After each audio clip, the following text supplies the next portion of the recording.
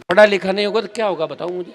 पढ़ाई लिखाई कर सरकार सुविधाएं दे रही है, फ्री शिक्षा भी दे रही। दुर्भाग्य से जो सरकारी स्कूल है उनके अंदर टीचर नहीं लगते। मैंने लोकसभा के अंदर मामला उठाया, मैंने कहा एमपी का बेटा सरकारी स्कूल में पढ़े, कलेक्टर एसपी का बेटा भी सरकारी स्कूल में पढ़े, तो अपने आप सरकारी स्कूल के अंदर अच्छे अध्यापक लगेंगे। ये उठाया मैंने पार्लियामेंट के अंदर। और तमाम वो मुद्दे जो मेरे से आप उम्मीद करते हो, मैं हमेशा लड़ता हूँ, संघर्ष करता हूँ।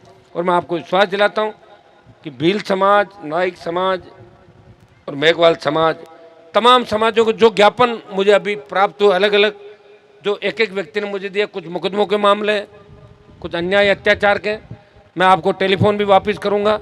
ये मैं सारे के सारे लेके जा रहा हूँ। पृथ्वी वो सारे कागज लेके एक एक बात कराएगा मेरे से ना। एक बार यहाँ सब सुनो, एक एक करके यहाँ बोलने से कोई मतलब नहीं। आपने मुझे सारे दे दिए भरोसा करके। मैं आप सबसे बात भी करूँगा। गाडरे लुहार समाज का भी मिला तो ये बहुत समर्थन करते हैं मुझे। खींव सर में आप चिंता नहीं करें।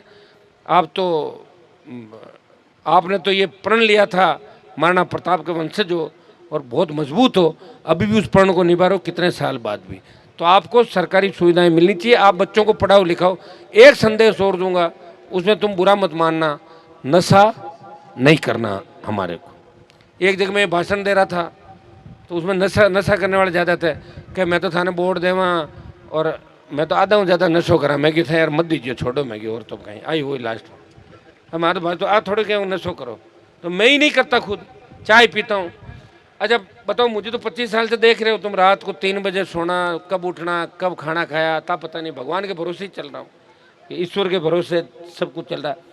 नशे की प्रवृत्ति से दूर रहना हमारे इन इलाकों के अंदर, इसमें एक एमडी, चरस, ये जो मामले हैं, इनसे हमारी जो नई पीढ़ी है वो खत्म होने के कगार पे।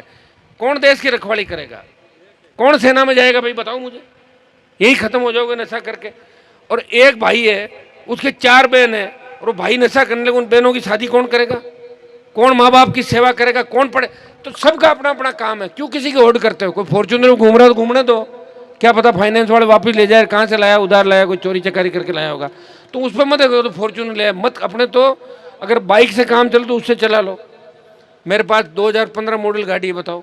सारे नेता बड़ी बड़ी 3-3, 4-4 करोड़ की गाड़ियाँ, बड़े बंगले, फार्म हाउस, तो मंत्री, तो मैं या तो उधर चला जाता, ये इधर आपकी सेवा में लग गया, मुझे आवश्यकता नहीं पड़ती। टावर गाड़ियाँ बैठ जाए और घूमला, बीच में आ जाते हैं आपके। देखो होड़ वही करो जो अपनी उसमें हो। पढ़ो, आगे बढ़ो, लक्ष्य अपना होना चाहिए कि हमें वो लक्ष्य प्राप्त करना, किसी की होड़ नहीं करनी। बच्चे आजकल बेरोजगारी के अभाव के अंदर, तस्करी के अंदर जिस तरह लिप्त हो रहे हैं, जेलों के अंदर। एक बार मैं एक जेल, जयपुर जेल के अंदर में गया था देखने के लिए।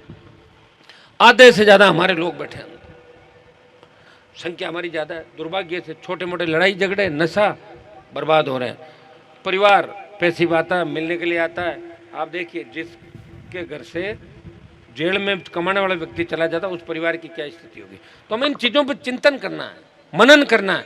और एक चीज़ का तो तय कर लो, नशा नहीं करना है। तो नशा नहीं करोगे तो आधा काम मेरे हिसाब से। आजकल तो मोबाइल का भी बहुत नशा हो गया। कई तो एक नया गेम चल गया मोबाइल पे, पैसे वाले बनने के चक्कर में छोरे अंट शंट अनाप शनाप कर रहे हैं, फर्जी गेम है। तो ये नहीं करना भाई, फिर पुलिस पकड़ के ले जाती है, फिर घर वाले बेचारे परेशान होते हैं। पहले तो बस घर वाले कहते नहीं कि कहीं काम करे, छोरो बहुत बढ़िया काम करे, बहुत अच्छा कमावे कटो है, नहीं बढ़िया गाड़ी खरीदी रहा रही, अरे वो तो ऑनलाइन गेम और जुआ सट्टे का काम करा। भाई मारे जाओगे, पता करोगे फॉर्च्यूनर कहाँ से आई, स्कॉर्पियो, ये पता हमें करना है, हमें ध्यान रखना है। अगर बेटी बेटे को मोबाइल दिलाओ तो उसका हमें ध्यान रखना है कि मोबाइल पे वो किस किस से बात कर रहा है, ये ड्यूटी माँ बाप की है। अगर ये सारी काम अपन कर लेंगे तो निश्चित रूप ठीक होगा। मैं तो अब की बार लोकसभा में एक मामला जरूर उठाऊंगा कि बेटे बेटियों को ये अधिकार तो है कि वयस्क होने पे शादी अपनी मन मर्जी से करे। लेकिन कई जगह मैं देखता हूँ कि बेटियाँ कोर्ट में ये कहती है कि ये किसके माँ बाप है, मैंने तो इसको पहचानती नहीं। तो गलत बात है। पैदा करके 20 साल तक पालो, और ये अधिकार नहीं है भाई। गोद में ही शादी कर लेते हैं, एक गोद में शादी, जहाँ पहले तो 4 समाज में भी 4 गोद छोड़ते थे क्योंकि आनुवंशिक बीमारियां नहीं हो। ये संस्कृति ऐसे ही थोड़ी बनी भारत की। ये विश्वगुरु कैसे भारत था, भारत ऐसे ही थोड़े हिंदुस्तान। तो हमें इन चीज़ों के बारे में बोलना पड़ेगा। बोलेगा कौन? कोर्ट ने कह दिया, दूसरा कौन बोलेगा? मैं बोलूँगा सबसे पहले। अब की बार पार्लियामेंट के अंदर यही मामला उठाऊंगा सबसे ज़्यादा कि माँ बाप का अपनी बेटी पे उतना ही अधिकार है जितना खुद का उसका अपने ऊपर अधिकार है।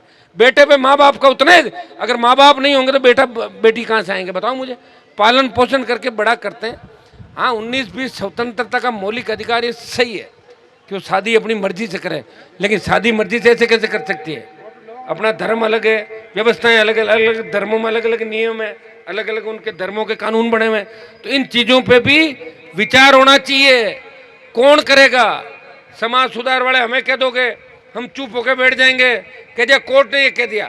अरे भैया, कोर्ट ने अगर कह दिया तो कोर्ट का कहा भी कानून बदल के नया कानून बन सकता है। देश की पार्लियामेंट के अंदर बहुत से कानून कोर्ट के कहने के बाद भी बदले। इसलिए कोर्ट से अगर कोई बड़ा है वो है विधायिका, वो है लोकसभा, जो न्यायालय से भी बड़ी है और विधायिका भी सबसे बड़ी है।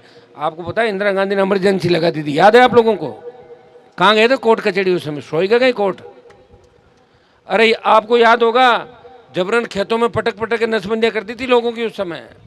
ताराराम जी, इमरजेंसी का जो खेल था, तब कोर्ट कहाँ गए थे?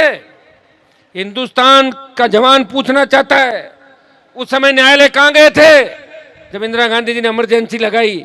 और आज भी जब मोदी और अमित शाह ने अघोषित इमरजेंसी लगा रखी है, कोई भी बोलता है उसके घर पे ईडी सीबीआई भेज देते हैं, उसके फोन टेप करते हैं, उनको झूठे मुकदमे में फंसा के और सजा करवा देते हैं, उनकी पॉलिटिकल डेथ करवा देते हैं। कहाँ है कानून? इसलिए हमें सोचना होगा और मजबूत लोगों को वोट के माध्यम से जिंदा रखना होगा। इसलिए ध्यान रखो, आपसे हम कुछ नहीं मांगते। जब वोट मांगने आए तो याद रखो कि वोट किसको देना है। ये 70 साल से जब पार्टियां आपको पागल बना रही है, तो अगर पार्टियों से कुछ लेना हो तो काम ले लो और वोट सही जगह पे डालो। ये काम करोगे तभी जिंदा व्यक्ति आपके भी लड़ने वाले रहेंगे देश के अंदर। बाकी जिंदा बचे नहीं लोग। और जितने बड़े लोग देख रहे हो ना, बड़े बड़े घराने, बड़े बड़े लोग, वो तो सरेंडर हो गए पहले से ही।